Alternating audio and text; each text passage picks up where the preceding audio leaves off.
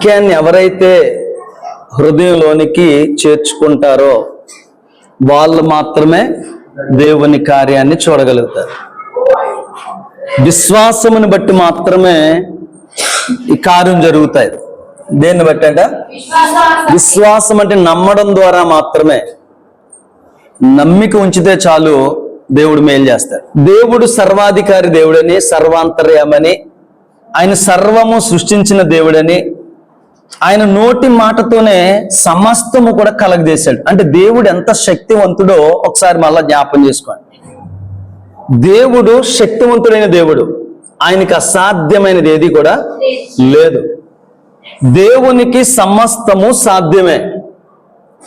విశ్వాసం అంటే ఏంటంటే లేనిది ఉన్నదని చెప్పాలి. విశ్వాసం అంటే ఏంటి? లేనిది ఉన్నదని చెప్పాలి. దేవుని సన్నిధి ఇక్కడ ఉన్నదని ఎంతమంది నమ్ముతున్నారు? ఆ సన్నిధి కనబడుతుందా నీకు? కనబడుతుందా? లేదు కదా. ఉన్నదని నమ్మాలి. సపోజ్ మనం అంటాం కదా, గాలి కనబడుతుందా అంటాం. కనబడుతుందా? గాలి ఉందని నమ్మాలి. అంటే లేనిది ఉన్నదని చెప్పుటకు నిదర్శనం ఏంటంటే విశ్వాసం. మన ఫ్రెండ్స్ ఎవరైనా ఏదైనా ఒక బుక్ తీసుకొచ్చామనుకోండి, ఏమంటాం? మరలా నువ్వు వెళ్ళి బుక్ రేపు తీసుకొచ్చి ఇస్తానంటావు. అంటే రేపు తీసుకొచ్చి ఇస్తానని నువ్వు చెప్తున్నావు అంటే ఆ మాటలు ఏముంది? విశ్వాసం ఉంది. రేపు ఉన్నదనే విశ్వాసం నీకు ఉన్నది.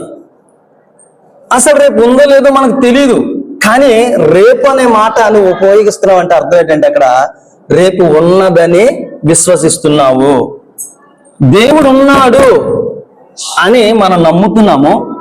అలాగే దేవుని శక్తి ఉన్నదని కూడా మనము నమ్మాలి. దేవుడు సర్వశక్తివంతుడు గనుక ఆయన పిల్లలుగా ఉన్న మనము కూడా శక్తివంతులమే. చెప్పకూడదు అందరూ కూడా. మనందరూ కూడా ఎవరు మాట శక్తివంతులం, బలవంతులం. దేవుడు మనకు తండ్రి ఉన్నాడు కాబట్టి, మనం ఆయనకు పిల్లలుగా ఉన్నాం కాబట్టి మనము దేవుని వారసులము, వారసురాలమని చెప్పుకున్నాం. మన దేవుని కుమారులము, కుమార్తెలమని చెప్పుకున్నాం. ఇప్పుడు దేవుడు సర్వాధికారం కలిగిన దేవుడు. అదే అధికారాన్ని కుమారులకు కూడా, కుమార్తెలకు కూడా దేవుడు ఇస్తున్నాడు. ఎంతమంది నమ్ముతున్నారు ఈ మాట? దేవుడు మనకు అధికారాన్ని ఇచ్చాడు.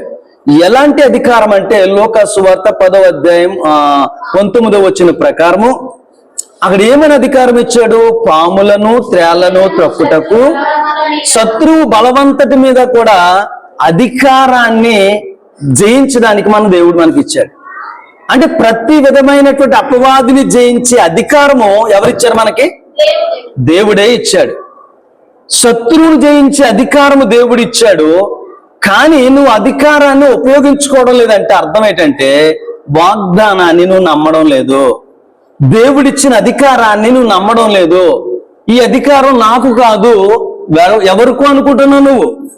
కానీ దేవుడు అంటున్నాడు నీకే ఇచ్చాను రా ఈ అధికారం, ఉపయోగించుకో బాబు అంటున్నాడు. కానీ ఈ అధికారం నాది కాదు, నేను పిరికివాణ్ణి, నేను బలహీనుణ్ణి అని నువ్వు అనుకుంటున్నావు. కానీ దేవుడు ఏం చెప్తున్నాడు?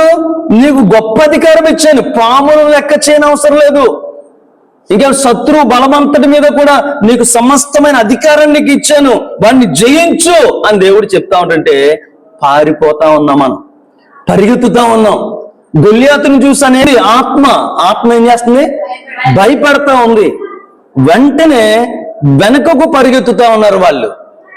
ఇప్పుడు దేవుని ఆత్మతో కలిగినటువంటి వ్యక్తి, దేవుడిచ్చిన అధికారాన్ని నమ్మినటువంటి ఒక వ్యక్తి, దేవుడు ఏ వాగ్దానం ఇచ్చాడో ఆ వాగ్దానాన్ని నమ్మినటువంటి వ్యక్తి దావీదు వచ్చాడు అక్కడికి. ఎవరు వచ్చారు? దావీదు వచ్చాడు. దావీదు అంటున్నాడంటే బాలుడుగానే ఉన్నాడు. 15 సంవత్సరాల బాలుడు, ఇలాంటి వయసు ఉన్నవాళ్ళు. అలాంటి బాలుడు దేవుని ఆత్మ తోడుగా ఉంది కాబట్టి, అంటే దేవుని ఆత్మ ఎందుకు తోడుగా ఉందంటే దావీదు దేవుని వాగ్దానాన్ని నమ్ముతున్నాడు. దేవుడు సర్వశక్తుడని గ్రహించాడు. దేవుడు నాకు అధికారం ఇచ్చాడని నమ్మాడు.